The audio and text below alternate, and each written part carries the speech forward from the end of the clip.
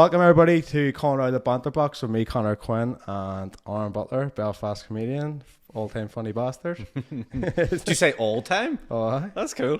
you That means even when I was a baby, apparently I was just giving the hitters. I was like really out of the womb in the maternity ward, making the doctors laugh. By the way, I usually do a podcast. I don't have so much there's a lot of seat here. There's a lot of things I can do, and I don't know what way to interact with this wee bit here. I'm like touch. Do I want to touch her? Or do I want to just sit here? But if I sit here, do I look too small and like I'm on a wee elf chair or whatever? I don't know. Either way, good to be here.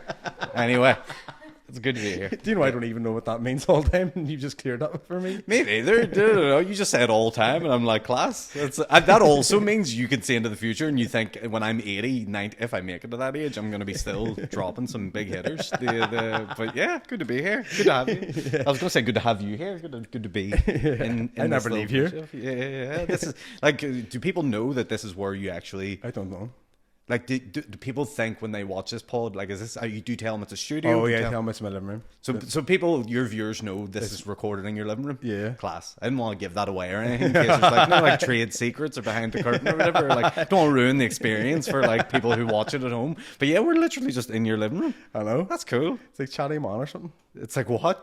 Alan I see. I don't really. I'm not big TV watcher. I've dabble in and out, but UK TV and stuff, I wouldn't watch an awful lot. I know that he hosted that, but I never really watched. But he's good. Oh, he is good. Yeah. I like him. Is there any comedians you do like? Would you have any comedians that you would be like they're funny bastards, or do you think?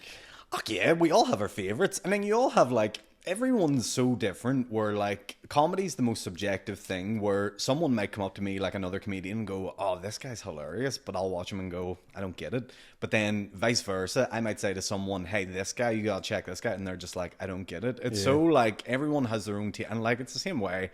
People watch me and be like, that guy's fucking shite. Or some people will be like, oh, that guy's cool. You know what I mean? It's just yes, people are entitled to feel how they feel and enjoy what they enjoy. But yeah, for me, it's I like a lot of American comedians I really enjoy. Eddie Murphy was always my favorite growing up.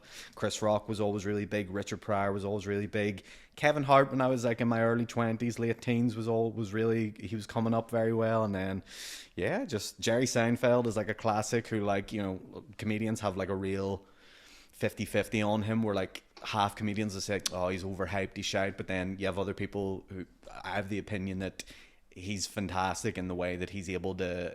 Jerry Seinfeld basically has a brain that is comedy AI, where he just is able to take anything and formulate it into this fantastic, crafted, well-written joke, and that is a skill to be admired too. While some people are more conversational, some people are more just chilled, and then some people have a real art and skill to it. Everyone's different. There's no right or wrong. It's just we all are just trying to make people laugh. Sometimes you get a home run. Sometimes you hit a miss. But the intent is never to make anyone feel bad or shit. It's always just to give people a bit of joy and escapism. That's all it's about. It's a bit harder nowadays though, isn't it? Because people are so, we say, woke. There is a bit of that. But look, again, it comes back to the intent. Was the person intently trying to be a knobhead, or was the person, are you all good? There's my sound all right? Oh, okay, fair enough. I always get paranoid when someone starts touching a sound box in the middle of me recording. But yeah, look, there is a bit of that, and there's a bit of, people are looking for a reason to attack people, but it comes down to what was the intent behind it. And you have to be able to stand behind anything you do, right, as well. If I write something, it has to be done cleverly. If you do it in a way that isn't, clever or smart or intuitive, or people can go, okay, I see what he said. You can make jokes about controversial subjects. You can make jokes about, really, really dark stuff, but it's all about how you go about it. You know what I mean? You have to have balls as well, though. There is a bit of that, but that comes from experience, doesn't it? That comes from doing as many gigs as possible, dying on your arse a little bit. And look, sometimes, like I say, you take a swing and you miss, and you learn from the miss, and you put your hands up and you go, yeah, I fucked that up, and I could have done better, and maybe going forward I shouldn't say this thing, or I should phrase it a different way. I think it also depends who's the butt of the joke and stuff as well. I think a lot of mistakes new comedians make is that they don't self-deprecate enough. So they'll come out on stage, young, full of energy, wanting to talk about like politics, wanting to talk about the world and Donald Trump and Elon Musk and blah blah blah, but they haven't yet just like made fun of themselves and been like, here's the reasons why I'm silly and why I'm stupid and why I'm an idiot. And the sooner you do that, the more you endear yourself to an audience, and the more that you can then start to open up and go, now here's what I actually think about things, because then people can go, well, he can make fun of himself, he's observational enough and to know his own flaws and weaknesses and be able to poke fun at them. It's okay if he does it with some other stuff too. I think there's a way to go about it, and you just have to be very sort of smart and savvy and just experienced in how you handle those situations. But yeah, like I think it goes through waves. Like there is the sort of woke thing, but there's also a counter community to that of people who are like, wise up. You know what I mean? And it's just like, that's just the way it is. Again, I think as long as you're not hurting anyone, as long as your intent is just to have a laugh, give people some joy, no harm, no foul. When did you start doing, so you said about you done videography and stuff, when did you start doing the comedy? My YouTube channel turns 18 years old this year. Actually? I have a YouTube channel. I think it might actually be 19 years old now. So I started YouTube in like 2005, 2006. This is like early days. So like She was just born. Yeah. So my YouTube account's the same age as your lovely camera. It's Michelle and Abby. I know. Am I allowed to say their names? I've just outed you. If you were meant to be somewhere right now, I'm sorry. Your pips is fucked now. You've done the double. Yeah. But yeah, well, so I have a YouTube channel older than you, or the same age as you, which is, that's just insane to even think now. I think YouTube turns 20 if it hasn't already. Maybe it was last year it did it, but yeah, I did that, and I was uploading sketches and little skits and bits when I was like 14, 15.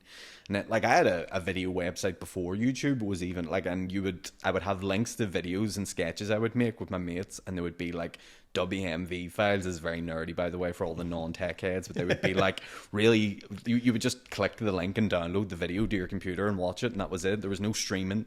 There was no like YouTube, there was no Vimeo, there was no TikTok, there was no Instagram Reels. This was all just like the raw, and so this was like early days. So I would do loads of different sketches, and I started doing sketches, continued that to when I was like 18, 19 and starting uni and stuff, and trying to like get into like different places and do more videography and stuff. And then when 20 years old came about, the BBC put a poster up looking for new stand-up comedy talent.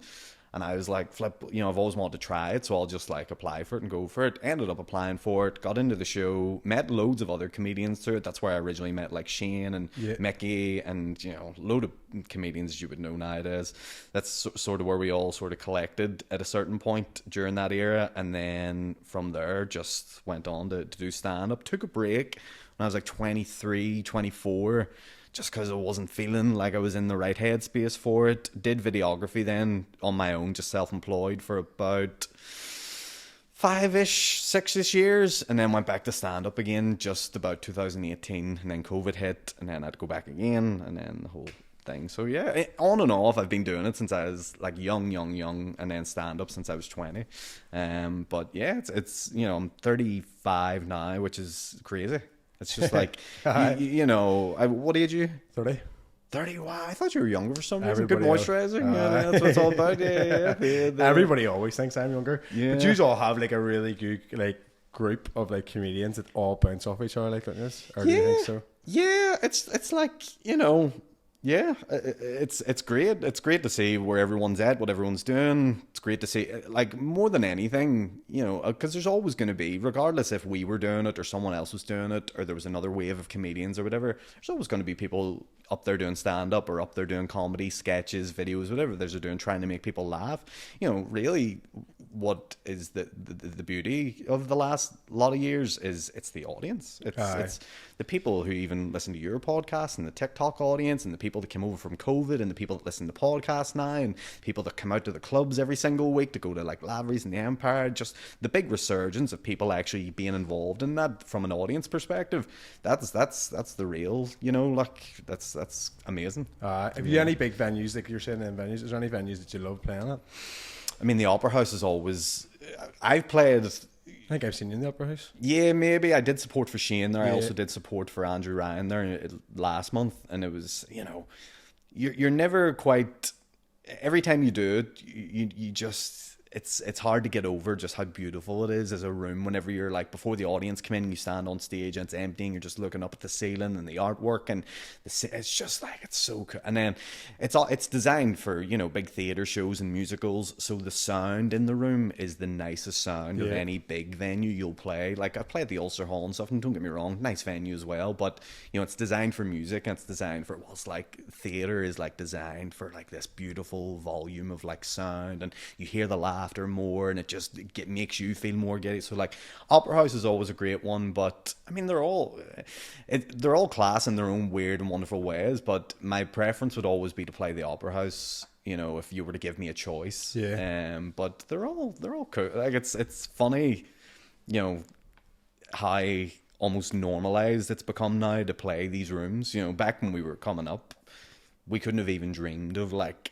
getting to like a Mandela Hall, which at the time I think held like 450 people before they built it down and made it again. But now it's like, you know, people doing the SSE Arena, people were doing runs at the Waterfront Hall, people were doing this, that, and the other, and it's just like it's so cool how normalized that is now for our local acts to be able to get that space and to get that size of a room. It's class. But again, we owe it all to the people. You know. And do you ever get like nervous on one of them shows? Or would you think it's a different there's like different levels of nerves and different waves of nerves. Like, don't get me wrong, I think every gig I'm nervous, like in some respect, some more than others. Like, you know, if I'll be in Lavery's all the time, and you still get, like, before you go on stage, a little bit of butterflies, being like, oh fuck, I'm about to go up here and bare my soul to the world.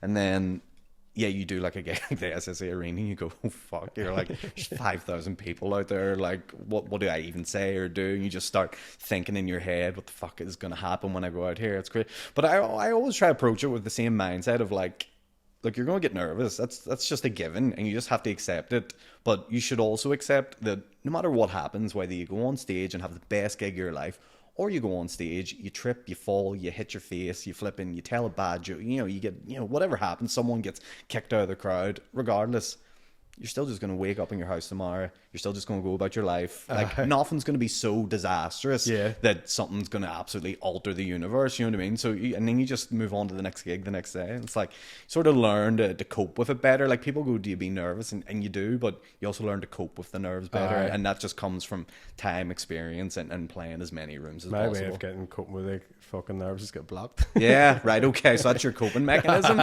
Do you ever think you'll walk away from that, or you just...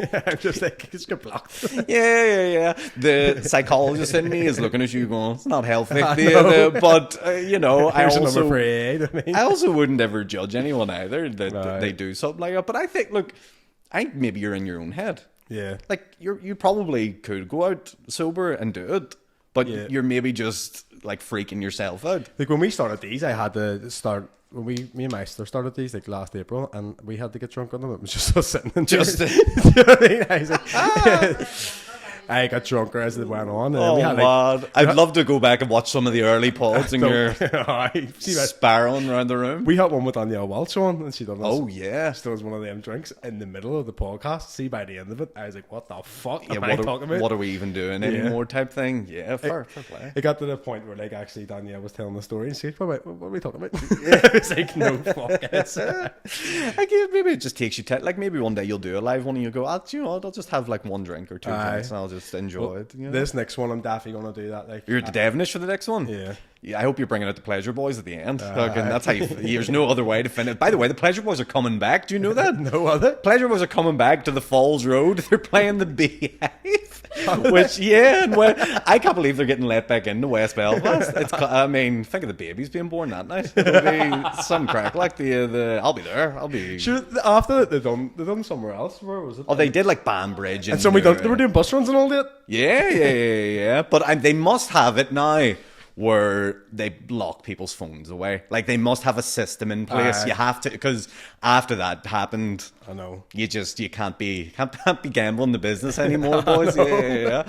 They also call them the Pleasure Boys XXL, which makes me think, is there like a small version of them? Is there like, you know, the wee Pleasure Boys, the pleasure for lads? I don't know. Like but again, it's crazy.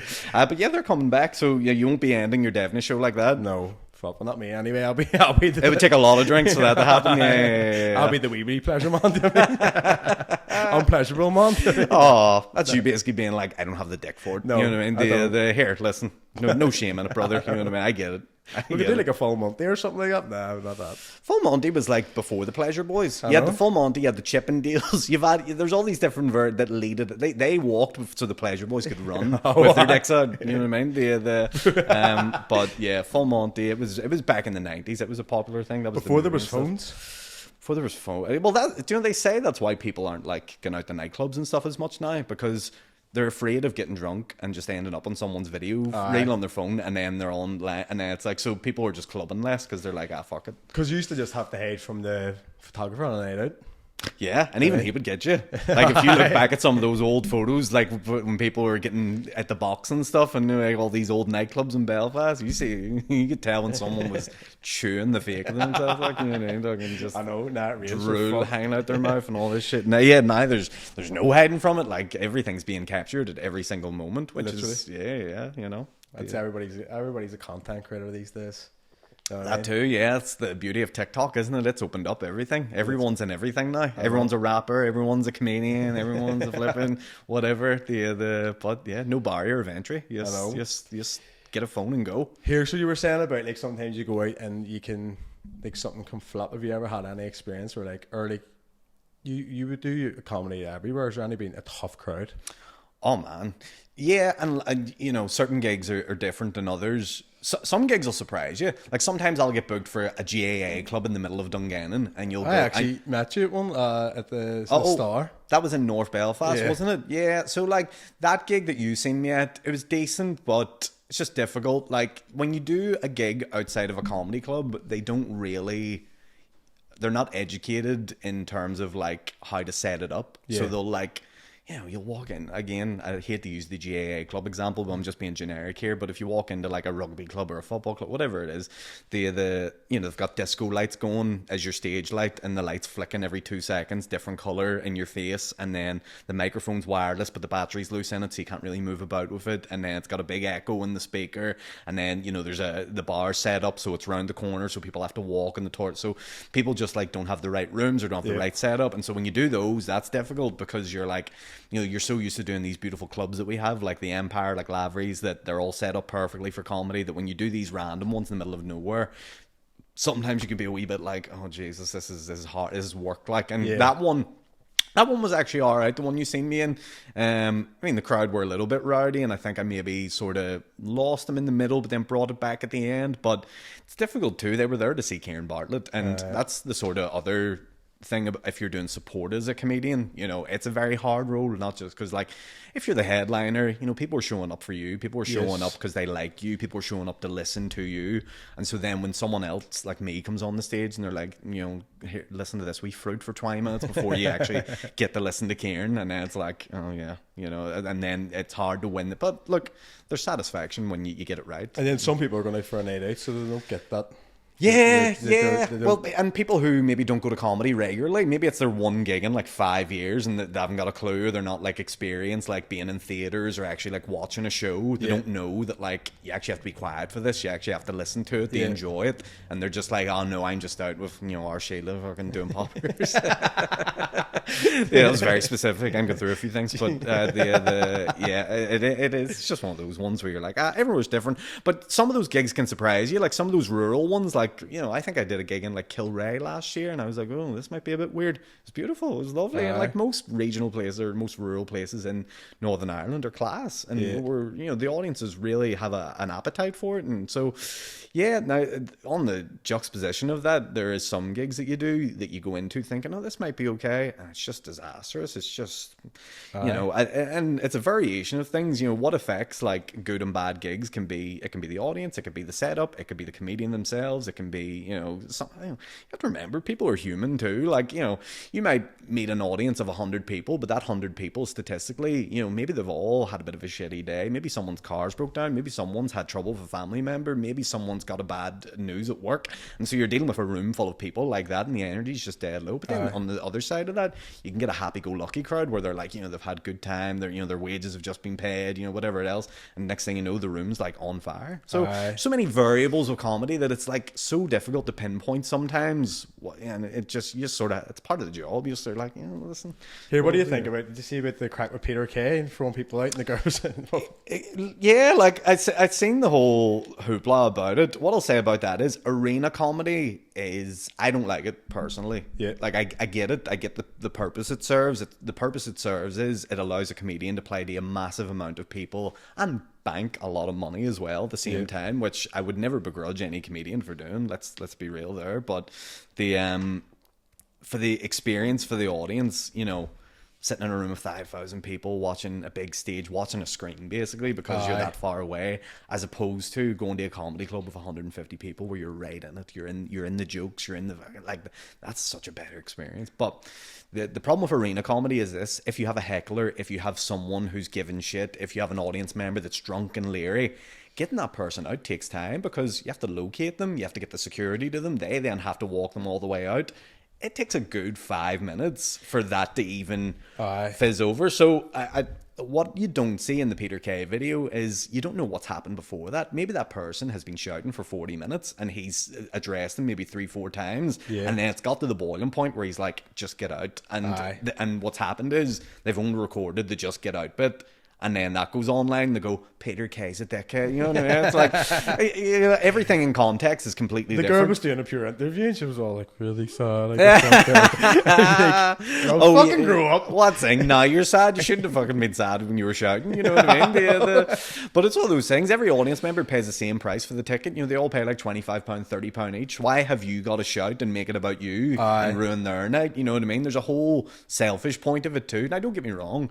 There is moments where like heckles happen, and there's like natural moments where like a comedian will say something and someone will have a bit of an interact. That's fine. But if you're like forcing it, and if you're like, there's some people that like, we've had to kick people out of gigs all the time. You know, I've seen fights break out in gigs. Actually, I did the Devonish when I did the first time I did the Devonish with Shane.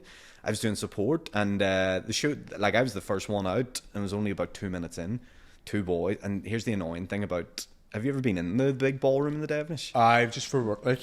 You can pleasure boys. Just for work, so ambiguous for work. But there's. Where do you think the videos came from? Your videos would be way more high quality than those ones that come out lip through real. The yours would feel like you're an avatar fucking with the pleasure boys, connecting their wee dicks together and all. But they're not wee dicks. Let's be real. Anyway, the ballroom's like 7. It can hold like 7. They say 6. I know they said you like 600 or whatever. When the Devonish put the feel on. Definitely more than 600 people in that room, let me tell you. There's a lot of freebies getting handed out at that one, boys. We know the crack. So there's a lot of people in this room, and a fight had broken out, like over to this side of me, to the right side of me. But because the room's so big, no one else can really see it apart from the people that are near the fight. So if I address it on stage, 500 people are going to think, what the fuck's he talking about? But the other sort of group here know what is going on, and then the bouncers have to step in, and then it takes away from the whole room. But yeah, remember, fair digging. Oh, like getting to the point, like I mean, aggressively, like just shouting in each other's faces, like the fuck you talking about, dickhead? The fuck you talking about, dickhead? You're a dickhead. You know what I mean? The typical West Belfast smicks fighting, like just calling each other dickhead until they all fucking kiss. In my dreams, but that's the one. Like they paid like, I don't know, like the guts of 20 quid or whatever to come have a good night out, watch the show.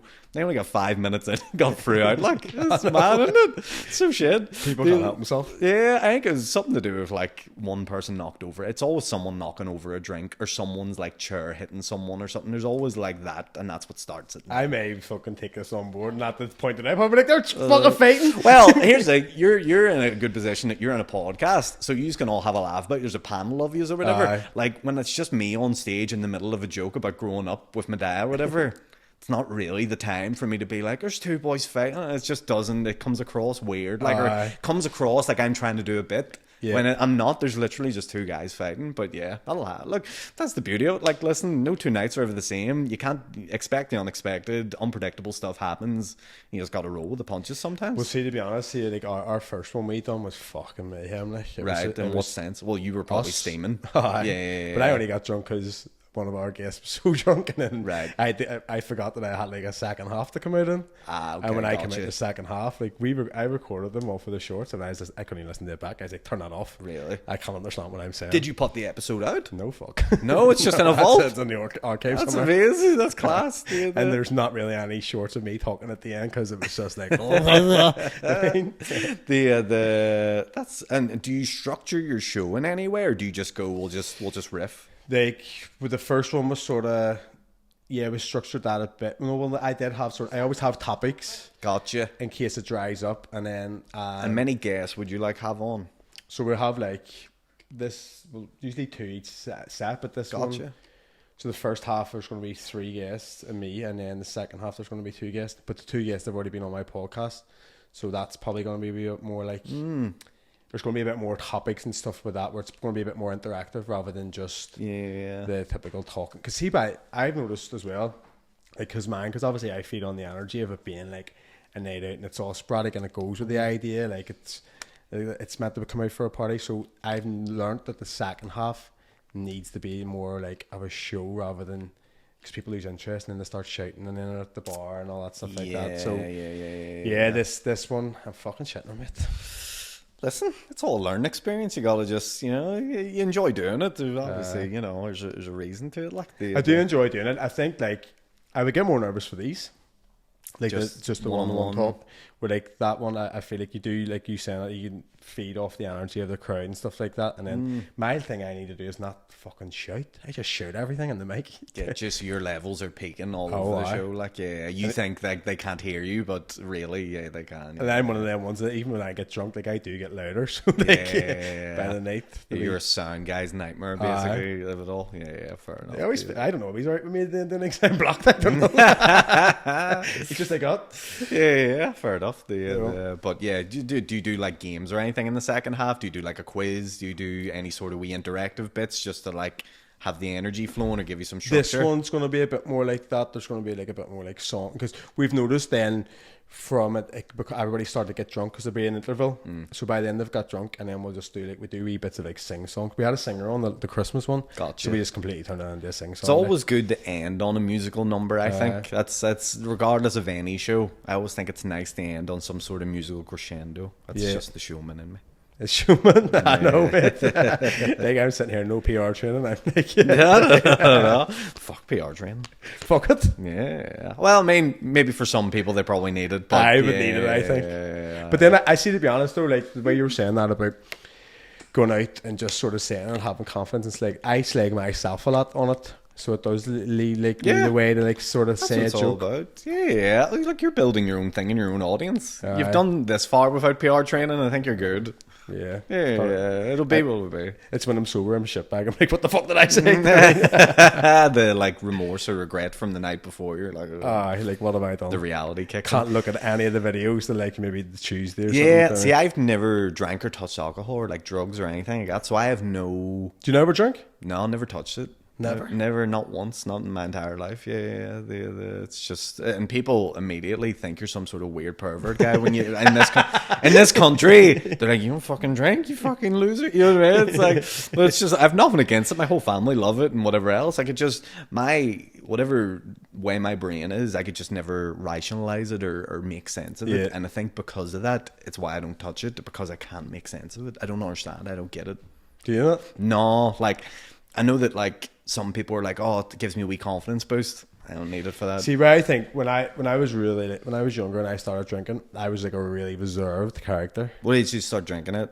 Probably about 15. Wow, that's mad that people. That's normal in this country. Though. Like that's like, oh, that's fine. I know. And did your parents know?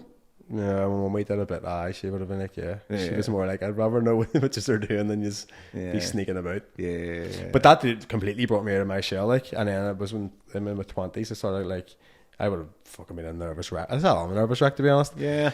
But it helps. But I do know, like, obviously this one I'm not going to go on and be as drunk as I was in the first one. So I do learn from it, and then yeah, especially by the end, there can't be 600 people sitting there fucking what.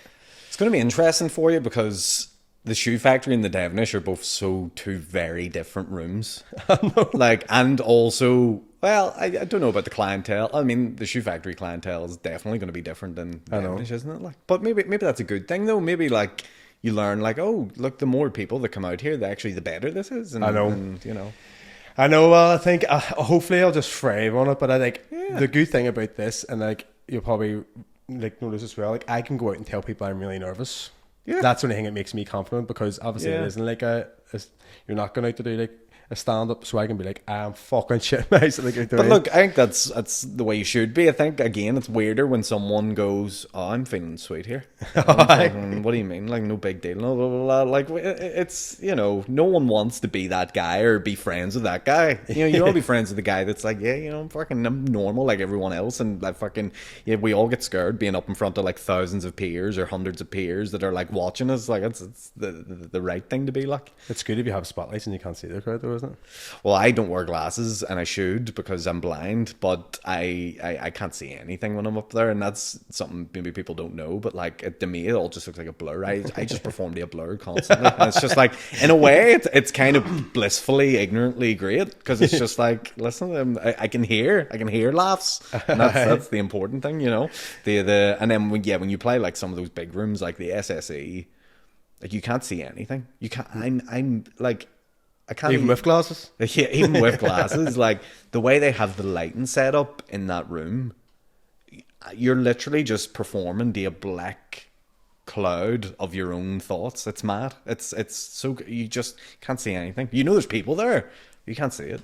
That would actually, I don't know if I would enjoy that more, or if that would make me feel more anxious, because I'm like, what the fuck? It is so weird. Like, yeah. But it's a weird job. I don't think I'll ever get the confidence to do that. Like, no. Well, you know your strengths, and you know where your lane is. You know what I mean? You do this sort of thing, and that's cool. You know what I mean? I throw myself in there. Like, I'll give it a go, but like, I think that's a bit out of my depth. Like, do you know what I mean? And then I like the fact that I have people on stage with me. It's like a comfort blanket. See, for the first 5 minutes, and I'm there by myself. It's like, whoa. I tell you, there's no more lonely place to be than on stage doing comedy, and a joke is absolutely dying on its arse. There's no, oh man, it is the most isolating, miserable experience you could ever have. Like, how do you not panic?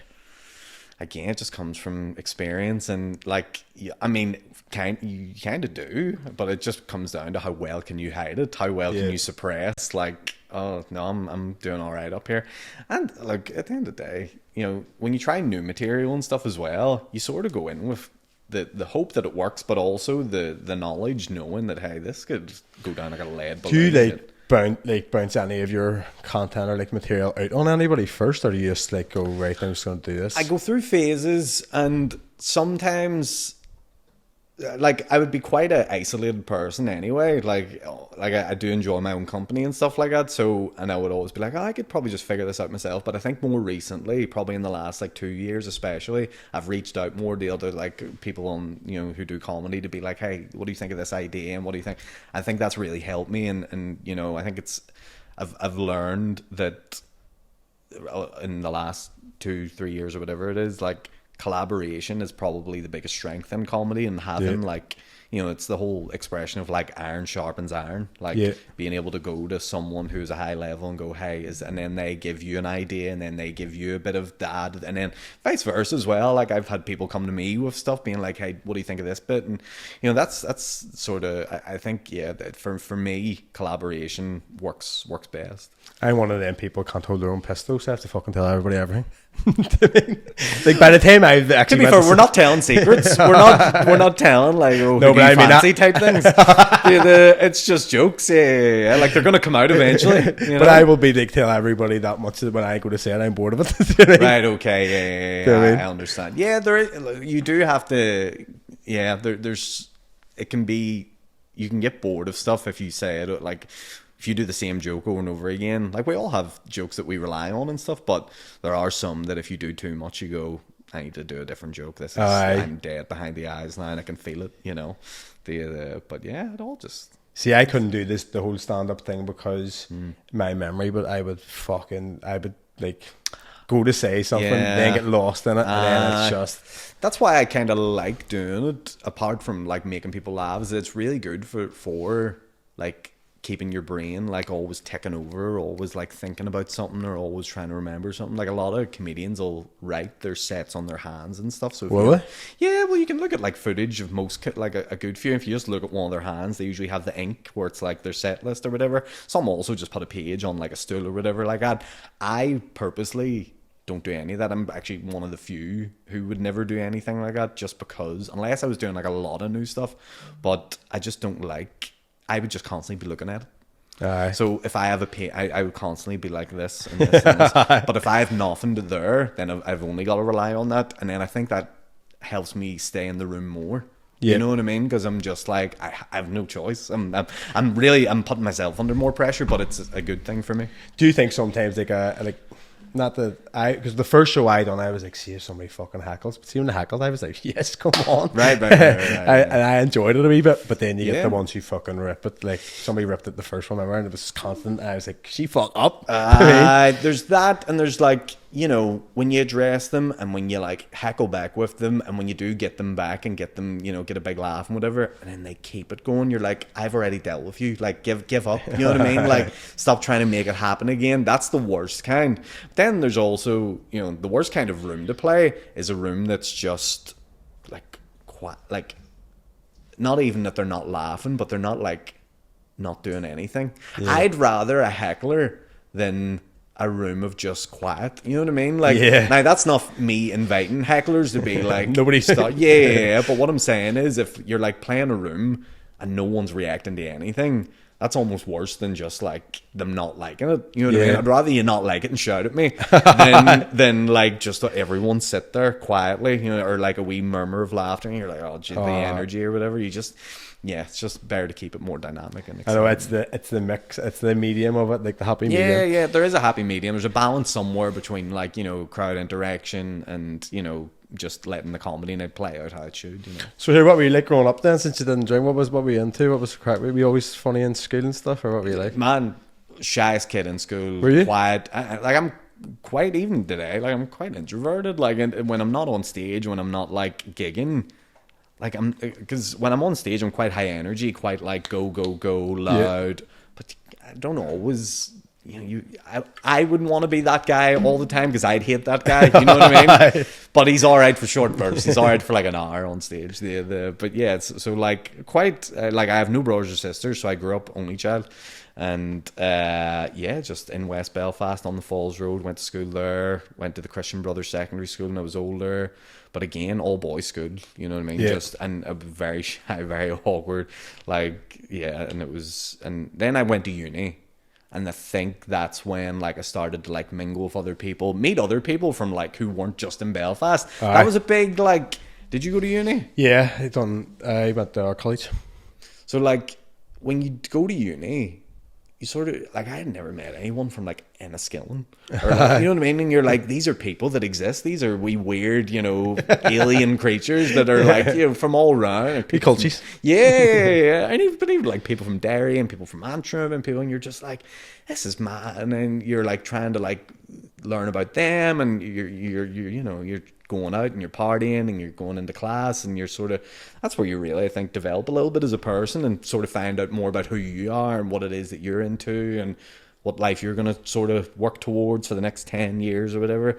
Like, don't get me wrong, I think degrees in uni are, you know, you may as well wipe your arse with it. It's worth that much. But the social part of it, I agree with I think is like, you know, that's well worth doing as opposed to like maybe just going straight into work, you know. Yeah. I'm glad that, well, mine's just in photography with video, so I was determined to like make it into a job. Right. It's the only thing I'm good at. And you're self-employed at this. Yeah. You just run your own thing, have your own client base, do your own videography. Yeah, very similar to me. I did all that when I was for a long time, and then just sort of comedy took over. Do you miss it? The videography? Nah. No. If anything, I'm delighted that I'm not like it was getting, because I was on a real grind too. Like when I was like maybe 2014 or whatever, and I'd been offered to work on Game of Thrones for like 6 months as like an extras coordinator. So what that would have involved is waking up at 6 in the morning, you know, moving extras, 100, 200, 300 extras, whatever they had in Game of Thrones, from one piece of the set to the other. And that just would have been my life from 6 in the morning till like 10 at night, and then doing that on repeat for 6 days. And I was like, do I want to do that? Or would I, if I'm going to slave, let's slave for myself. You know what I mean? Like, yeah. let's work, let's grind for me, like, and let's do it my way, and let's give myself some flexibility. But I was doing like, I was shooting 6 days a week, editing 7, like, and I was just, it was like shooting the day, edit at night, shooting the day, and it was it was all the time. And don't get me wrong, when you're in the rhythm of it and you're doing it, like you're sort of just on autopilot a little bit. But see, then when you slow down from doing that, like COVID was the big slowdown for me. Like I was like, I can't go back to doing it. Like, just as you get older and you're just like, I need to have some balance. You need to enjoy life too. Like, you need to actually like have experiences and like have the social bit and have time to relax. I was doing none of that. Like, I was just like, go. That's the way I sort of feel like I am now, though. Yeah. And you'll eventually figure it out, and you'll eventually like get your balance and whatever else. But at the minute, you know, while you're, you know, burning hard, you know, keep burning, you know, that's the only the best way to be. Just turn this back. I can't wait to turn this back into a living room. I think you can turn. I think this is it. Now you just kind of have to live with it. Like, I know. You know what I mean? The old cast. Like they did. I know. Glenn called that as well. Yeah, who did? Glenn Gordon. Of course he did. Yeah. Oh, I bet he did. Yeah. Oh, Glenn said here. Fuck it. I'm only joking, Glenn. But here, see what you're saying. I found this like recently, but you're saying about being like sort of a bit more like shy and stuff. But do you ever feel like if you do go out, because I know like you probably still go out, but people when they're drunk be like, they seem to tell you like, or think they can tell you jokes, or they can be real because you're more in the public eye. They feel like they can tell you like, don't be doing this or don't be doing that. Or aye. There's a bit where like I don't mind people like doing that. They're like coming up and saying hello and stuff like that. But there has to be like a. They have to. They don't. The problem with, and it's probably more of a drunk person thing, is that they just don't know when to walk away. You know what I mean? They don't know when to just let the interaction end. They just want to keep it going, and like you've talked to them for like 5-10 minutes maybe, and they just keep wanting. I'm like, we've talked about everything. Like, I know where you work now. I know you've told me your 4 best jokes that your auntie told you. Like, I know what you're doing for Christmas. Like, just let it die. Just let it die. You know, we don't. They feel like there's an obligation to keep this going just because they've seen you on a podcast. Like, we're not doing this live in the Duke of York right now. We're just let it go. Like, but yeah. So that's the only thing that would like irk me if I'm like, you know, and I try to do like some hints where I'm like, all right, have a good night and blah blah blah, and I shake their hand, and then I'm like, just you know, you half the time they're spitting on you. The music and all that. Oh, like, fuck off, mate. Oh yeah. You just gotta get over that too. Like know what I get as well? Because I'll go into like places and I'll be like obviously videoing for like a business, and they'll come up and be like, "Yo, podcast." You know, I'm like, "Yeah," and then they'll start to get more drunk, and then they'll come back. I'm like, "Don't be sticking me in your podcast now." I'm like, I know. Not really going to be doing that. You're going to do a joke about me, aren't you? And I'm going, what am I going to say about you? That you got 2 waters at the bar for your mate, and you're just like, oh, that's a great joke. You know, it's just or as if I'm going to put that video on my podcast, or do you put that on your TikTok? I'm like, what are you drinking at a bar? It's a good point you make. Like, what I did sort of notice when I was doing like little bits of videography towards the end of when I was doing it,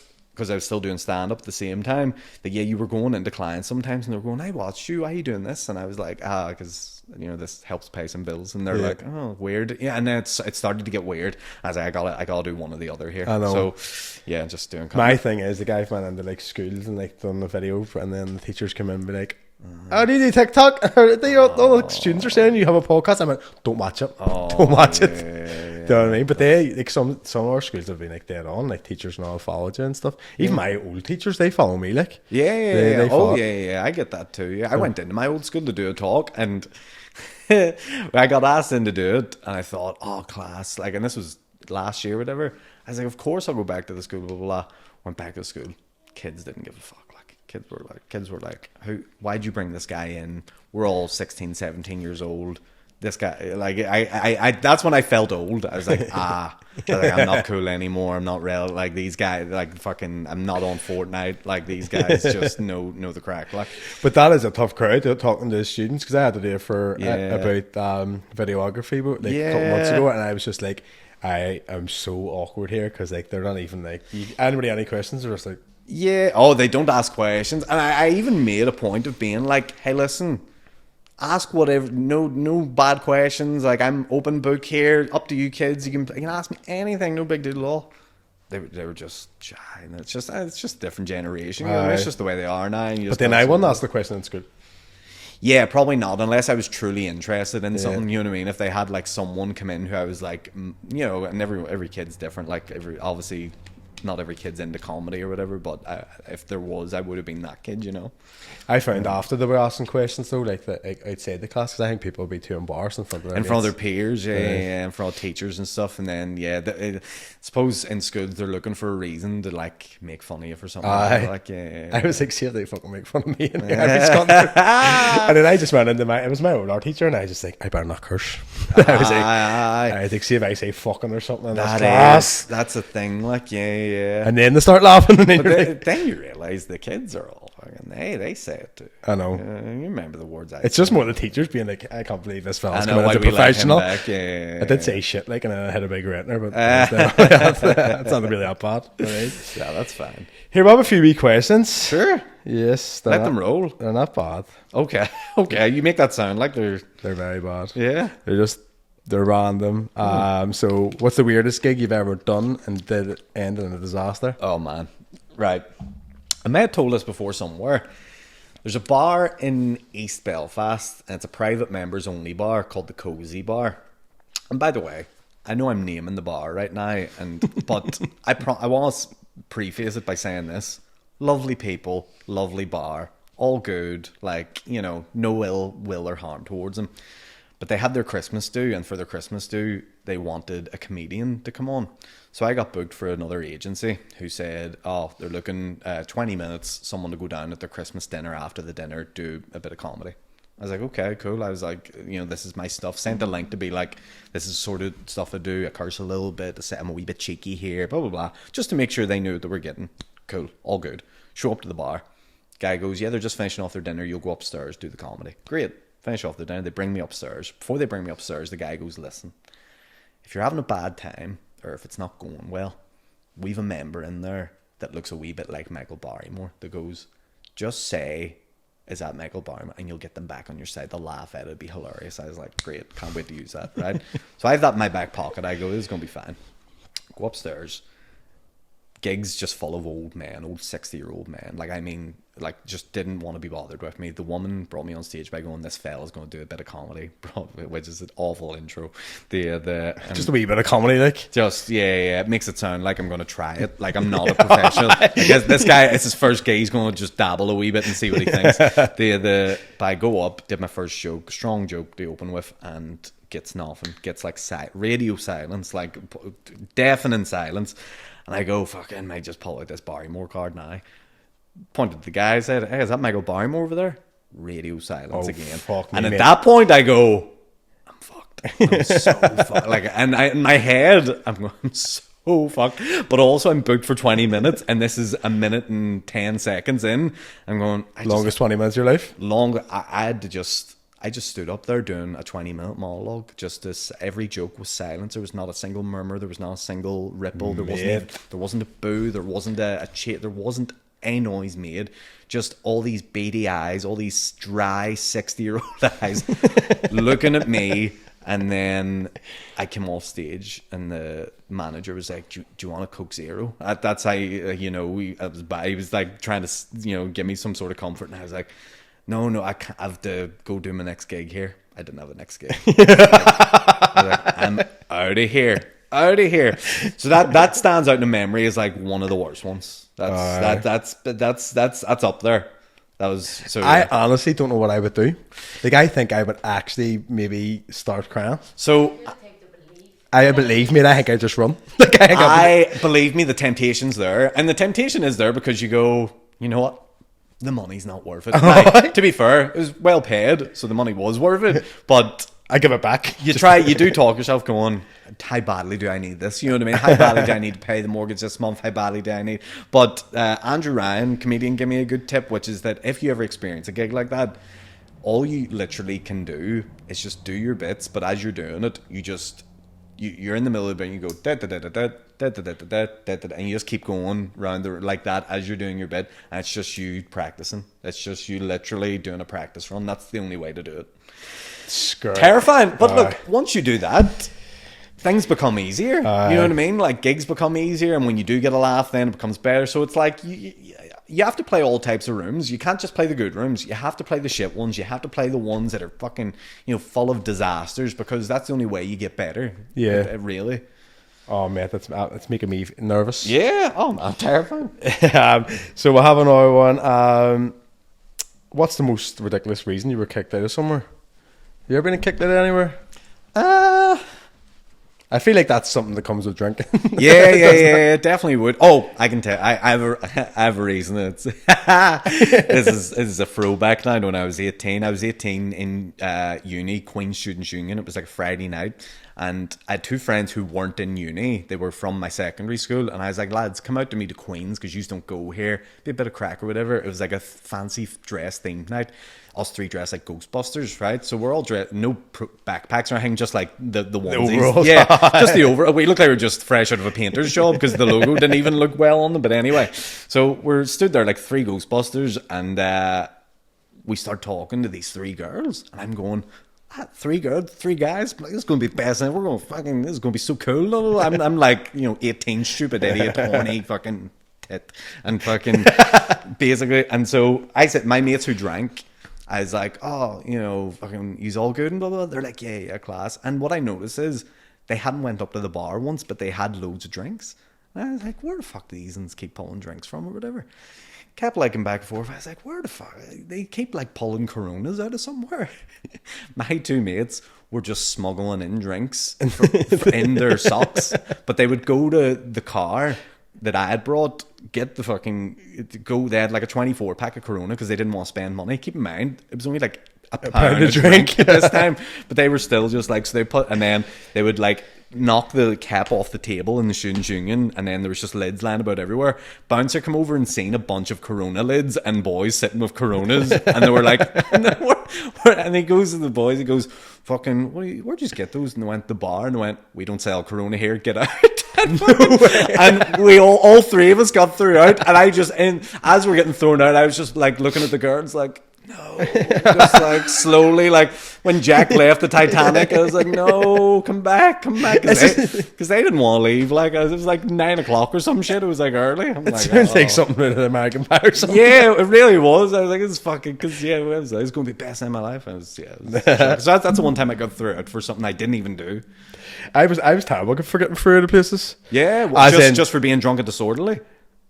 Probably for breaking up fights, and because I was the smallest, I would have got like, as in like. Why are you breaking up fights? Are you breaking up fights between your friends? Or like my friend, somebody else, and I would have started in the middle, and I would have got like, I remember before I get free out of like, there was the Laganeel Tavern, and the bouncer. What an establishment that is. The Laganeel Tavern. I think I was 16. Oh wow. Mate, and see when he got me in the headlock, he busted my lip, so like I was just like blood everywhere. But see when he was pulling me, like it was steps down, and see when he got me in the headlock, my feet didn't touch the ground, so I was just like easy feet trying to get out, and he just threw me out in the road, and I was like, oh no. And then all my mates came out, was like, people were going, get your board for him. I said, I haven't got any boards. My sister was actually pregnant with, Shona was pregnant with Rosie, and she's like, I'm coming up. I was like, what are you doing? Your fucking 9 months pregnant. I know. What are you going to do? I don't get like angry when I'm drinking. Like I'm more like trying to like break it up. Like, but nah. And then I think I've only ever got through to mono, but that was because some fella hit my sister. Is mono still a thing? It's tipsy burnt now. Right. And then when I got through out though, but I had like a girl's like pink handbag, because she was really drunk, and the master was like, here, hold this a second. I turned around, and there was this fella like fighting my sister, so I ran over, and then I was like, and then I just got through out. But see, when he threw me out on like facing the police station there, was that Musgrave police station? Yeah. Like the pink bag went all over the street, and all the girls like fucking personal, and I'm sitting going, shade in there anyway, when all the stuff back in the bag. It's like, no. One of the best fights I ever seen on a drunk night out was I had just been to Little Italy Pizzeria in Belfast, and two drunk people had just bought pizzas, but they were also fighting in the middle of getting the pizzas. So they had, by the way, if you've ever seen the queue on their Saturday night, it's always packed. It fucking takes like ages to get a pizza because they're so busy, so popular. Drunk people go to it, class. But Yeah, these two boys were fighting, but they were fighting with a pizza box in their hand like this, so they only had use of one fist, and they also didn't want to drop the pizza, so they were like they couldn't put power behind their punches, so they're kind of like just trying to like poke each other with their fist, and then one guy's pizza just went bloop, and when he lost the pizza, he fucking lost his mind and won the fight, by the way, as well, because he just was like, well, you've took everything from me now. You've took my fucking livelihood here with the pizza, and just fucking laid into him then, just fucking blah, blah, blah. It was one of the funniest things I ever seen, because I was just in my car just eating my pizza, being like, watching from a distance. This is class. I'm like, fuck, you get this better than like fucking, Frampton fighting. Like, this is deadly. But it's like when you've nothing else to lose, your pizza's on the floor, you're like, I will fucking full blip here. But when you've waited and you're drunk and you're hungry and you've waited like a half hour to get the fucking best pizza, like fucking, and it's just fucking someone's knocked out your hand. Oh man, that's a raging bull. Like that's what you don't want to fuck with that guy. Raging bull. Yeah. What's this one? Have you any irrational fears?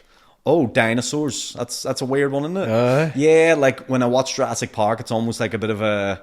Do you know, like when you watch porn, it's not good for you? You're like, when you watch gay porn, just to make sure I don't like it. Like it's like it's like I want to make sure I'm definitely scared of these dinosaurs. So like those, like when I see those in the big screen, I'm always like, I don't know what, I've like a real fear. Like, and I've been on like roller coasters and rides like in Disney World and Universal Studios where they have all the dinosaurs come out, and fucking terrifies me, like for some reason. I don't know why. It's like the noises and all. It's just apparently the dinosaurs don't even make them noises too. But that's the thing, they say if you watch because again, I'm obsessed with these Jurassic World movies because they scare me. It's like watching Freddy Krueger. Yeah, it really is. But apparently dinosaurs like look way different than what we think they do. Like they weren't really reptilian; they were more feathered, and they were maybe not as big as we think, and like all these different things. Who knows? So scared of something that doesn't exist. Yeah, that's the best way to be like pretty ghosts. Much. Yeah. Well, some people believe ghosts are real. That's a whole. People do have that, but yeah, it's weird that people have that real distinct belief system. Like you get half people who are going they're not real, half people going they're real. And it's just like, yeah, okay. Each their own. I know people like something happens in their house, it was like a ghost. I'm like, how do you know if your house is haunted? Like, I hear noises in here and I just know it's not haunted. People are like, no, I know my house is haunted. I know. Yeah. How do you know? You haven't seen anything. Or if something happens, they're like, that's our Sheila. That's our fucking, like, I mean, the light flickers are like, that's our job. It's a bad electric job. Yeah. You're just like, fuck, it's just a light. I know. Change the bulb, you man. Yeah. Pay your bill. People are nuts. Have you ever been mistaken for somebody famous? Oh. Do you get lookalikes? There's a lookalike up for you here. There's a lookalike. Let me see. Where have you put? Who?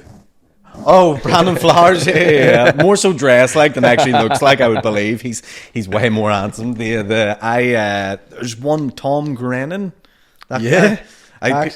People say there's a certain poster he has that people kept saying to me over and over again. It was like, oh yeah, it does look like me. And there's a guy from that Netflix show, You. Can't remember what his character's name is, but he has a little bit of resemblance. But yeah, no, fucking never been mistaken for anyone.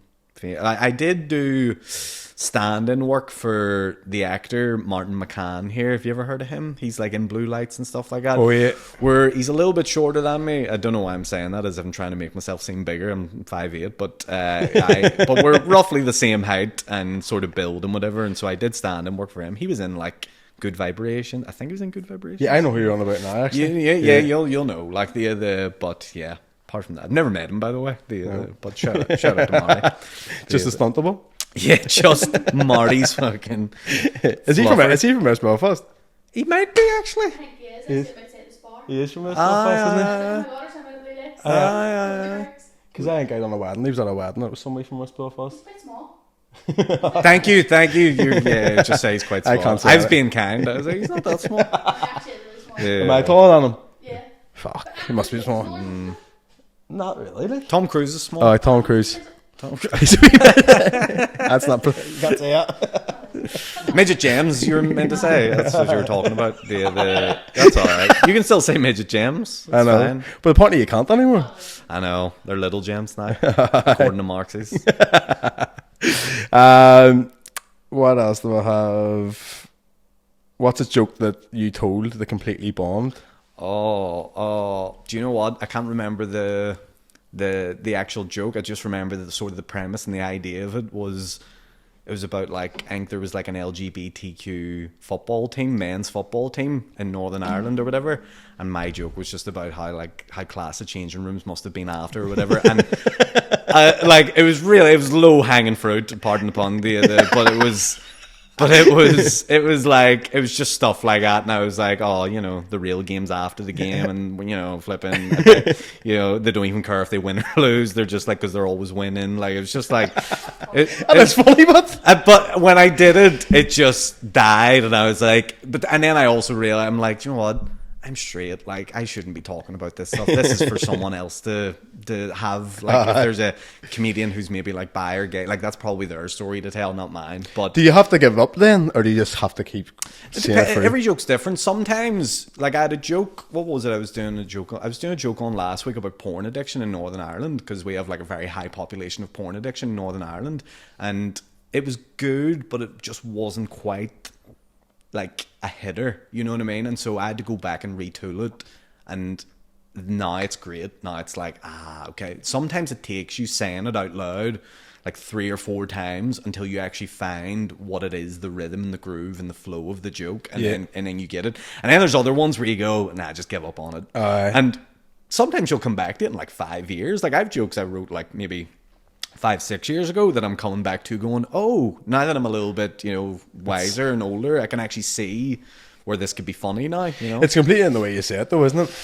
Delivery's a thing, yeah, and everyone has their own way of doing that, but I do think writing's quite important too, and, you know, it's not to be... The real work in stand-up isn't on stage, it's off. It's when, you know, you're sitting in your living room with a pen and pad going, right, what is it? Is it actually I'm going to say? You know what I mean? That, and then... you know, how you say it almost is a bit easier. Do you find like if you get like a story, then you can like go, wait, that's a funny story, and then they need to develop it, and they're like, how I get like the structure? Yeah. There's and some stories are easier than others. Some stories have just like, I got a story told to me that I use in my set. Now, well, I was in the barber shop. I don't want to tell it here because I'm telling it on stage, but when I got told it, it was like, this is perfect. I was like, it was one of those ones where you go, I don't even need to do much to this. All I got to do is say this, and I'm great. And then there's other ones that happen where you go, oh, I can like add this a little bit, and I can beef it up, and I can really like exaggerate some things, and like take some twists and turns, and then you can figure it. So yeah, some are easier than others, but some stories are funny, and then you tell them on stage, and it's just like, it's one of those ones you had to be there. You know what I mean? And there's loads of stories like, and that's sort of the formula of comedy, is trying to take a story where you did have to be there and actually making it so that people are there with you in the room. You know what I mean? Like, you visualize it. Yeah, trying to give them like, you know, and you do that by like describing things and places and people. So if you're like talking about someone in a story, you know, you would talk about their characteristics, what's funny about them,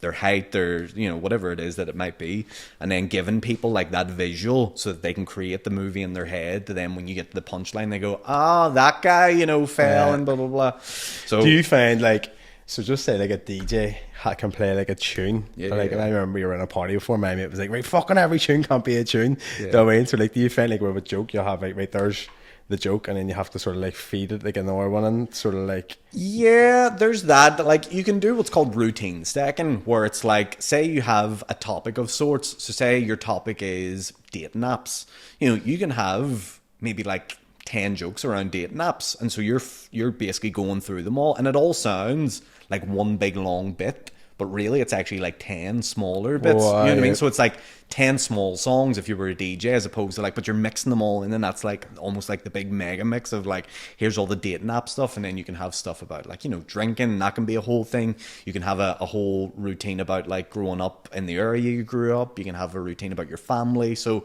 you sort of take these they almost fall under groups, and then you develop. So, and it's sort of a tip as well. If you're writing, say you're writing something and you've wrote one joke about like holidays and going on holidays, well, explore the topic more. What else happens on holidays? Who else goes? What way does it go? What places do you go? You know, all these different things that happen on holidays, traveling, airports. You sort of start like spiraling into these like, there's so many different like threads you can go down, and so that's a bit of advice and help. Like, if you're ever like coming up with material and you come up with one joke, try like see where else you can take the Aye. topic itself, because then you can build that routine. It's my memory. I would be the type of person like, oh, Again? I forget what I'm saying next. Again. But this is, you know, the if you were to counter argue that, it's about the challenge. It's about like the challenging yourself to memorize it and to flow with it and deliver it and write it and structure it. Like, don't get me wrong, like, it is difficult whenever I talk to people and step back and actually think about it. But because I do it every single night, It's alright. it's just like Signature. it's just what I do. Yeah. You know what I mean? But Yeah. I take for granted that it's not just normal and natural and easy for everyone to do. It takes like, You need to be like, you need to be a calm. mad bastard. Like we've obviously did podcasts of like boxers and MMA fighters and stuff, and they'll come up to you and go, I don't know how you do it and blah blah blah, and I'm like, I don't know how you do it. You know what I mean? You're getting a bit in the box. Yeah, you're going out in your underwear, oiled up, fucking, you know, really vulnerable. Like, I'm just fucking talking about being a wee dick, you know what I mean? But you do need to be calm and then have a mad bastard where you're like, you don't sort of care in a way, because like if I was to get like really stressed out, I stop half sentences and like add in a lot of likes, and it becomes messy where people are like, what the fuck's he talking about? And I'm like, I don't even know what I'm talking about. Do you know what I mean? Yeah, sometimes you overthink and freak yourself out a little bit, but yeah, you just have to let go of that a wee bit. Yeah, life's too short, and you know, you got, you know. Let go of the drink, baby. It'll work for me. No, if it's working for you, it's working for you. I wouldn't tell you to do any different, but yeah, it's My plan for this one is to have maybe one drink before I go on, and then one drink while I'm on. I can already tell by the look at the devious look in She's your going to hit face. the camera. No, it's not going to happen. Yeah, You said this is the last one, and I'm wrong. I can already tell looking at you, it's not going to happen.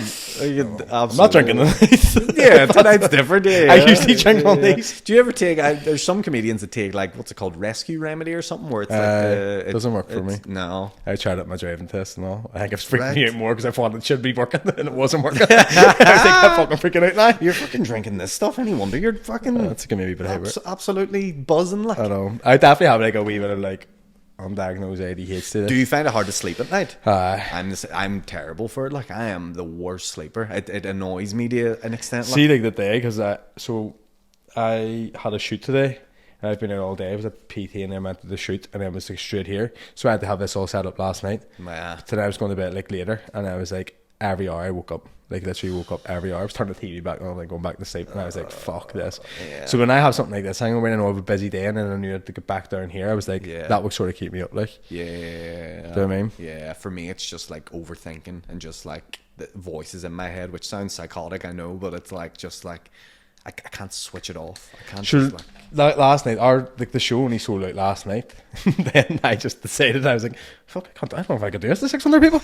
I was funny, like, isn't it? Like, the fuck, I'm actually thinking about this now. and you're like, I'm the dickhead that booked it. I Like, know, and I'm like, oh shit. And I started going, what am I going to do when I go on stage by myself? What am I going to say? And I was like, fuck. And obviously, what I do is like put it in my notes, like wee topics. But then I was like, right, you have your topics, and then I was like, just go to sleep. And then when I wake up in the morning, I'm like, I'm grand. But it's when you get into bed, you're like, oh fuck, what am I doing? Do you know what I mean? Fuck, you'll be some way the day of, like, won't you? I know. So I had like a wedding that day, but so I had to go like to like a wedding at this in the morning. Of the show? Yeah. Videography or guest? Photography. So you're photographing a wedding and then going to do the actual show at night? That's insane. But I'm not doing the full day. It's just the more like. What are you doing in the morning? Yeah, because I have another photographer coming in to step in. Right. Okay. Fair enough. So like I'm just going because I wouldn't just pass it off. Guys, I when I was doing videography, I maybe did 3 or 4 weddings.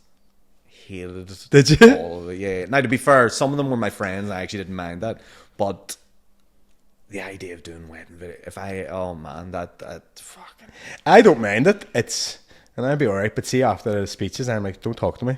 Yeah. Because I'm like, I'm relaxed. I did one in Spain before I flew out to do one in Spain, and it's fucking mental. It was this girl who I'm not going to name names or anything, but they had basically revolved this whole entire wedding day around getting photographs on the beach with these horses. And it took like an hour to drive from the reception to the actual horses. Like, so I'm in the taxi because I'm the videographer, driving to these horses, and she's all about these horses. The dinner's been delayed for the guests by like 2 hours. Everyone's steaming. The sun's beating down on people. People are getting sunburned. It's absolutely insane behavior. Like, I'm just like, it's like 7 o'clock or something. People haven't had dinner yet, and people fucking, it's been a long day already. And fucking, we get to the horses, and the horse doesn't like her.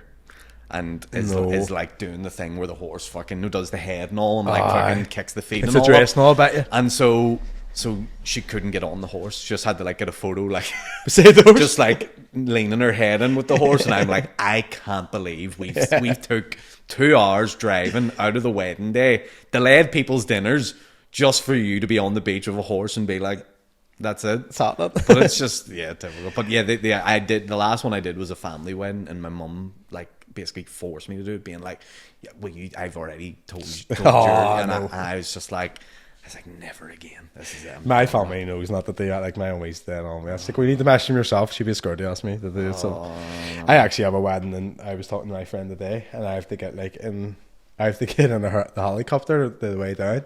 That scares me. I'd be nervous for that. Nah, I don't get nervous for weddings.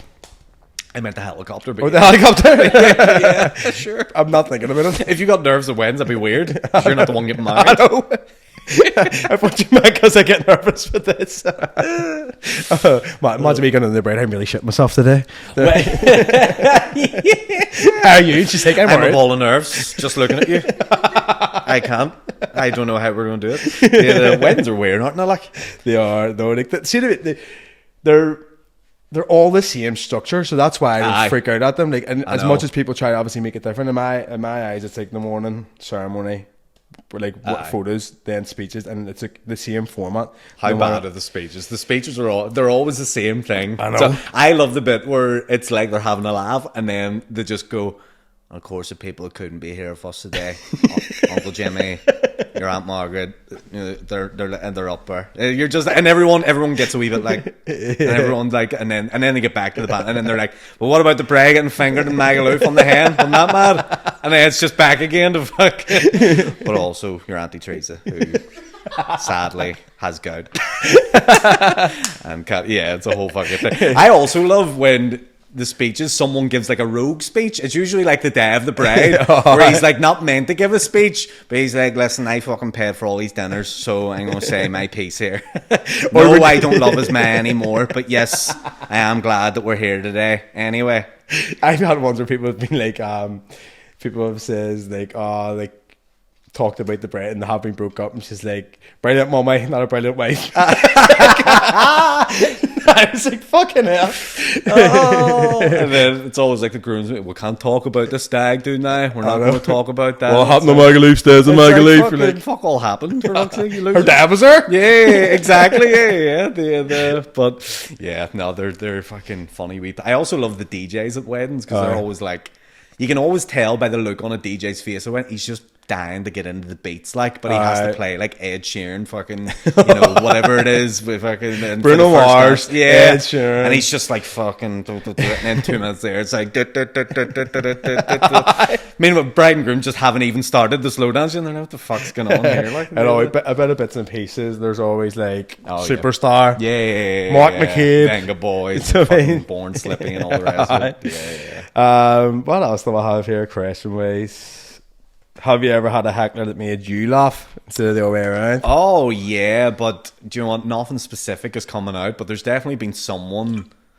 Like, I mean, a small example, when I was doing a support slot and it was a Saturday night and I said Happy Friday to the crowd, and someone just went, "It's Saturday, you dick," and fucking, I just laughed. I was like, "Yeah, you're right. I mean, I am a dick." Like, fucking, but it was just one of those. But I like that. See, when that happens, and then see you laugh, I'm like, that actually is about like, or no, what I love, and I don't know if people don't, but I love it when a joke goes down so well for somebody doing stand up that they end up laughing. Oh yeah. Do you know what I mean? Like, and it's not like they're laughing because you're sort of laughing at everybody's. You have to be careful of that too, though, because some people force it. Some people like are almost laughing and the audience aren't laughing that much. You know what I mean? Like, there's a difference between like naturally doing it and then and it's probably more of a like nervous starter comedian type thing to do, would be like just laughing at your own stuff. Like, when you're starting out, try not to laugh at your own stuff, but then if it happens naturally, then you know that you're actually on. I laugh out of nerves though. Nerves is different too, though. Yeah, so I like sort of telling a story and I'm laughing while I'm telling it. I'm like, this isn't even funny. I'm just nervous. It depends. See, as long as it's all like congruent with your personality and your persona, it's fine. As long as you're not forcing it. That's the when someone tries to force it, that's the worst. But you know, if it's coming naturally, that like it's obviously a good joke, probably more than that. You know what I mean? Because it's able to keep it fresh for you. And the audience does have a big effect on that, because some things could be funny, and then you're just like, why is nobody laughing? Sometimes in the moment too. Like sometimes something in the moment is funnier than like, you know, and it just doesn't work again. It's just like that was just that moment. It was another one. What was there a moment when you realised comedy is actually what it's meant to do? That's a great question. You know, I live with imposter syndrome every single day. Yeah. Like I'll be the first one to put my hands up and go, yeah, I'm probably not like the best at this, or I'm not funny. But I do also think I'm probably not bad at it. Yeah. And I also have a real passion for it, and I'm really like I love it. I love doing it. It's fucking what I've always loved to do. And I remember I wanted to do it since I was like, you know, 10, 11. Like I was really early influenced on. And then when I sort of got to 18, 19, I was like, oh fuck, this takes quite a lot, so it does. And then that was a wee bit of nerves kicked in, anxiety.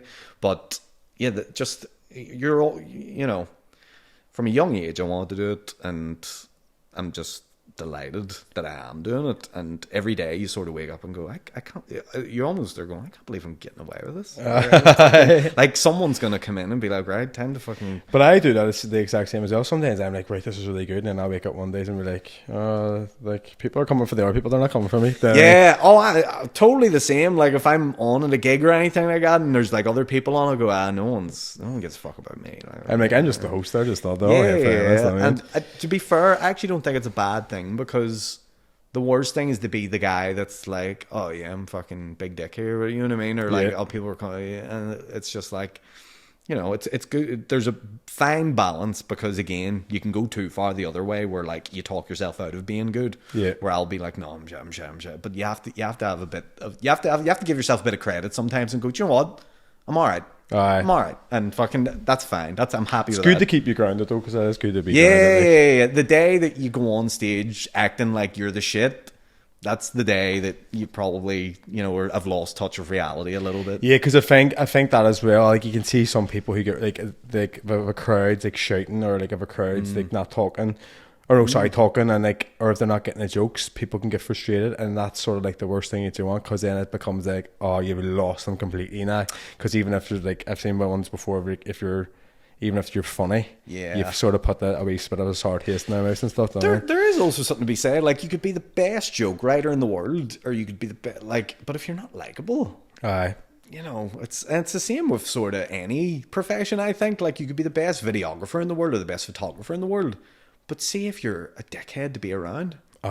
You'll not get work. Like, you know what I mean? It's just as simple as that. People want to be around people that make them feel nice and make them feel happy. Like there's too much misery in life these days. Like, we need to be surrounded by people who are like positive, feel good, and just nice energy about them. So there is something to be said for that too. Like there, you know, people.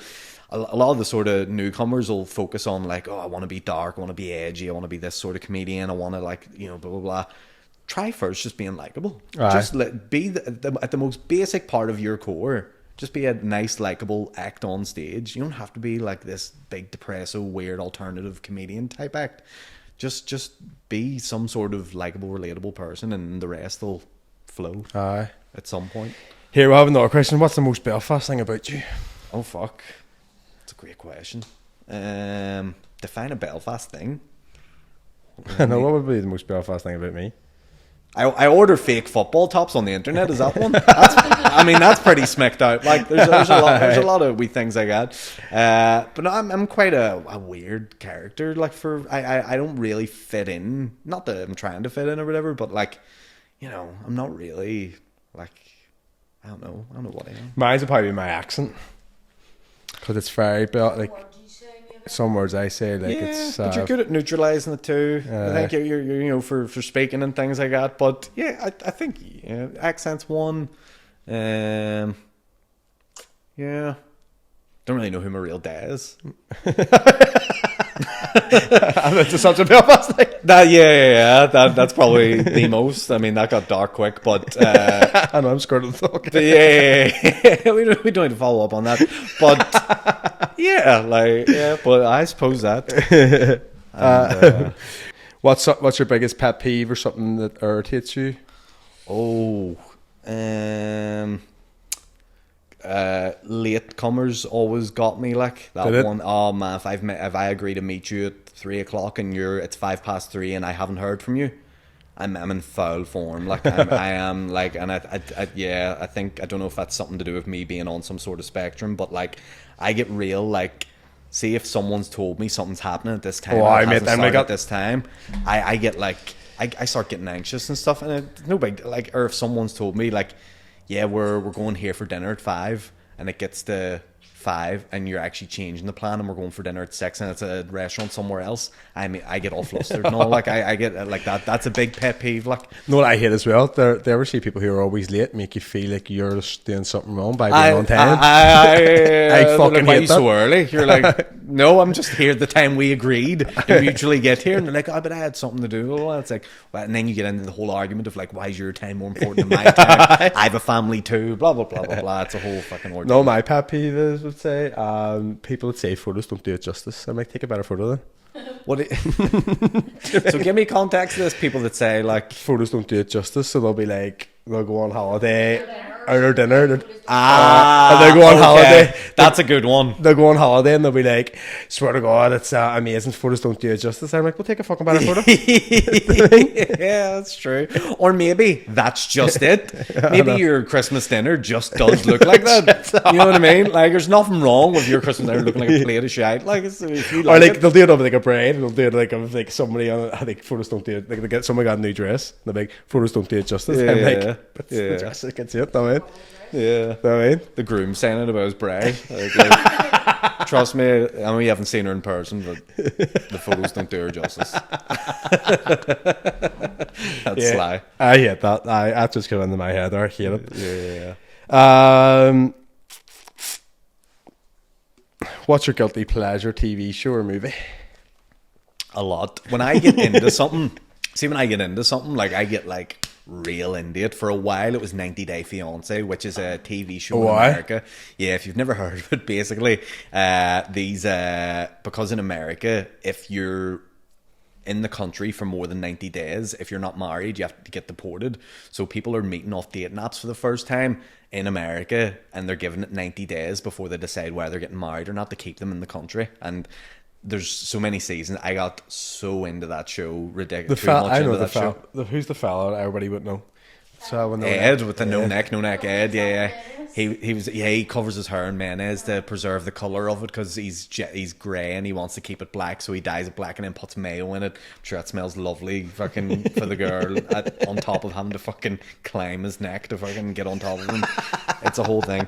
90 Day Fiance was a big one. Like loads of those weird reality TV shows were always big. Murder documentaries are always a big. I'm mad about those sort of things. YouTube creators, I love Mr. Beast. I love all these sort of things like that culture.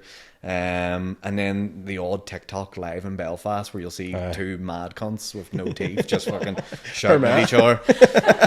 Sandflowers. Why do they always say that? Sandflowers. Sand roses. Sand roses. And you're like, because it's gifts. yeah. So they get money. Everyone's turned into a fucking Romanian rose lady on the streets in TikTok live. Fucking.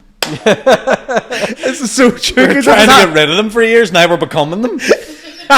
You're like, that's so true because that's half my audience. just like send roses. I'm like, this is the fucking weirdest thing. But yeah, so those are a few TV shows. There's probably more that I'm not thinking about. Like I'm into loads of the Marvel movies. I'm geeky about those. Like I love a Marvel movie. Like yeah, real into that. I love Planet of the Apes. I watch those obsessively. Like loads of wee. Can I ever get into it? Loads of wee different nerds. Well, I couldn't get into Game of Thrones. Or I couldn't get into Lord of the Rings and Harry Potter and stuff. So everyone has their own wee niche. Like, but I love Marvel films, but they've been a wee bit the dogs lately. They have went to the dogs a wee bit, but I'll still watch them just because I'm an idiot. I'm going to watch Captain America tomorrow. So is it out tomorrow? You know what? It's out now. That's how much I haven't even. I know. Oh, I think I'll. Disney Plus on for it. It's like, that's Joe Biden. It's Harrison Ford. Fuck Harrison Ford with Joe Biden. Class. Just a white grey haired man. You're like, it's Joe Biden. Yeah. Look at him. Have you any weird like routines or superstitions before a gig? Oh, I don't like to have anything in my pockets. No keys, no phone, no anything. Not even like a bit of rubbish. For some reason, I like to have my pockets empty. That's a weird one. The aside from that, no, I think that's the only one. Some people have like a real thing where they have to like take a shit before a gig. Some boys will be backstage being like, I need to go now. I do it. And I don't get. I've never had that. Look, my buds are very Watch it regular. halfway through. You're like, I really need to go for. Well, that's the thing. On stage, you don't feel anything. It's like adrenaline, so like whatever. But before that, like like I would say, like a good majority of comedians, you don't even think, but they're most likely having a bowel movement 5 minutes before they're going onto the stage, like because they're just. I've never experienced. I don't get it at all. Like, I mean, I'm a shy peer. I barely can. I have to be in a cubicle. I can't do that. Whole thing. Oh man, yeah. So the thought of doing that right before a gig somewhere, it just doesn't. There's times on the night out where I'm like, I'm waiting in the cubicle. They're like, are you going in first? Are you going in for like, they'll say, are you going in for a sniff? And I'm like, I'll pretend yes, just because I don't want them to know I'm only going in for a piss. Do you know what I mean? I get you. Someone on Reddit wrote a comment about me being like, after a gig in Banbridge, he once shit himself. No, not shit himself. He once pulled down his trousers and took a shit on the ground in Banbridge in front of 5 people and then drove away. And I'm like, I can barely piss in a cubicle. There's no way I'm just doing that in the middle of Banbridge, like outside of Friar Tuck's. Fucking, you know what I mean? Yeah. That's about there. And then, what's the other one we had? I'm really bad at reading. I'm dyslexic, by the way, so it's slow. Oh, is that what it is? I was like, this guy's really being picky with the questions. Yeah, I was trying to be picky with them. Do you get many people telling you jokes that you should use, but they're shite? Yeah, my dad, the main one. And it's always racial. It's always something where you go, it's like, Dad, we can't. But come on now, we're past that at this point. You know what I mean? It's fucking it's there is. It might just be a West Belfast fella thing where you're like, you'll be in the PD. Shout out to the PD, and the boys will be like, "Aaron, fucking right." A black guy, and I'm like, nope, just let's leave that there. Let's just not worry about that. But then you have to let them tell it, because they'll be like, no, listen, a black guy, and I'm like, fuck's it, and then they'll get into it, and then they'll tell it, and you'll be like, yeah, class, I can't say that. Do you want me to have a career? Like so yeah, there's that. You would never get anyone coming up to you with a joke that you would actually tell on stage, because number one, comedians are very precious about writing and claiming stuff to be their own. Like, I'd be like, no one wants to be like the material thief. No one wants to be like the guy ripping off other people's ideas and jokes and whatever. So there's that, and then there's also just like, you know, the style of stand-up we do is, unless you're like a one-liner or something, it's more conversational storytelling than it is like, you know, bap joke type thing. But I still love old school jokes. Like, I'm happy to hear them. Like that, I think the time I seen, it was you and Shane in the Grand Opera House. I think somebody was telling the story about underneath the toilet. I can't remember that. That was Shane's.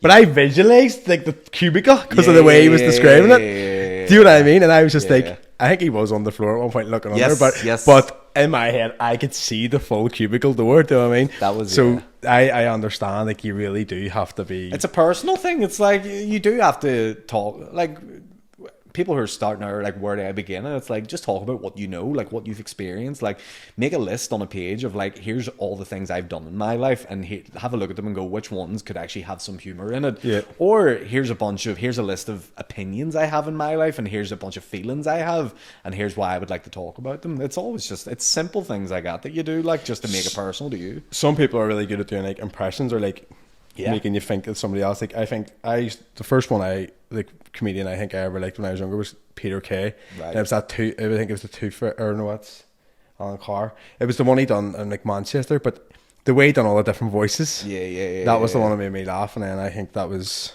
because it was always, you did always see more American sort of comedians back then, didn't you? Some people are more like deadpan, like very low energy, very dark. Then you do have like more character based driven comedians, like you were saying, Peter Kay, being able to weave in and out of characters throughout stories. Then you've got some people who are maybe more observational and do more topical stuff. I would dabble a little bit in that sort of area. And then you've got like your one liners, and then you've got like, you know, all these different alternative acts and things like that. So there's no, like, people always ask about it. It's like, there's no right or wrong way to do it. See, as long as, number one, you have an audience, you're making people laugh, and it's going well, and you're not hurting or offending anyone. Like, you're doing fine, but what works for me is not going to work for Shane. What works for Shane isn't going to work for me. There's all these different things. You have to really, it's a real personal thing. As much as it can be a collaborative effort between different comedians, it is also like at the end of the day, it's only you up there. So, and you need this, I think, as well. Like, in a way, it's way more business ways, but you need to think like it's a brand that you sort of have. So you need to, a brand. If you start like doing like things that aren't really, people try to say that sort of like with me with things, like even like the likes of shows and stuff, and I'm like, but yeah, I feel like I'm getting in tunnel vision on the way I want this to be a brand, like the brand to be. So like if I start, like, because even like podcasts, like I didn't really watch. I sort of listened to a couple people, always love people's shorts, but then when I started doing this, I was like, I'm not watching anybody's podcast because I don't even want to be influenced by. That's why I'm like with like people, I don't really watch that much stand up because of that, because you don't want to unintentionally rip someone, and you don't do it. It's the thing, it's not intentional, but I just don't want to be sort of like not influenced, but like start changing. Like, fuck, I feel like I've just copied somebody. Do you know what I mean? Yeah. But put your own thing on it. I get it. That's good. Have you? What's the plans for the future then? This year, just keep on gigging. I'll be about low. I mean, I do have plans to sort of get a big show going.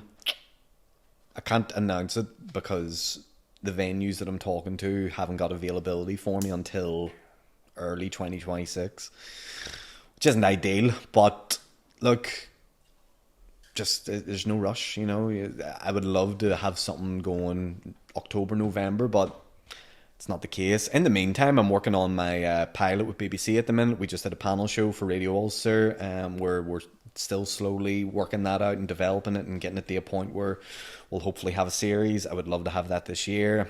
That would be a big goal for the future. And then, just get the big show going for January, February time. So keep an eye out for that. Yep. Maybe a big announcement over the summer for that if we get the date locked in. Everything else is ready to go. The show's there, the material's there, the artwork's all there. I literally just need the venue to go, come on, here's the date. But they can't give it to me until the summer because they don't book until later half of the year. Jesus, I would be impatient. I am so impatient with shit. Hard. And look, what I could do is I could go to like a different venue. I could go to like somewhere else that has like maybe the same. But do you vision it there? So that's why. I think if I'm going to do somewhere big, I know where I want it to be and I know where to go and sort of carry on. I would be very much like that when it comes to like even like the way like if I'm doing like an ad or a promo and I'll have it storyboard in my brain, and if somebody on the day of the shoot tries to like who's just maybe like acting it, like he's like, oh, you need to do it from this side. I'm like, nope. I'm like, I've seen it like this. Yeah. And even like the like, so even like the show I'm doing, I'm like, right, I have an idea. Yeah. And this is the way I see it working. Yeah. Not that like I can't, because mine has no control. Like obviously I do have a bit of control, but if something's flowing into the thing, then all topics aren't going to come up. But so it does have like the sort of the chance to change. But for me, like to go out there, I would need like to visualize it in there. Do you know what I mean? If you bring it somewhere else, it can change. I'd be honest with you, like I think you should always trust like your gut instinct and your own self on that, because you're the one making the choices and it's your thing at the end of the day. Like when I did my solo show in 2023, I had the vision of doing it in Lavery's, doing 2 nights, making a special of it, recording it, putting it out, putting it on YouTube, and I have no regrets about doing it. I did it exactly how I wanted to do it. It's one of the most proudest things I've ever done, and I'm just glad that I trusted every decision I made up until that point, because that's exactly what I wanted to do. And same goes for this next show. It'll be exactly that, and if it takes a bit longer, no big deal. People can wait. It is what it is. You know what I mean? It'll be ready when it's ready. But yeah, it's all good things. Again, just very thankful for all the people that support it. At the end of the day, without them, 100%. There's nothing. Yeah, 100%. Yeah.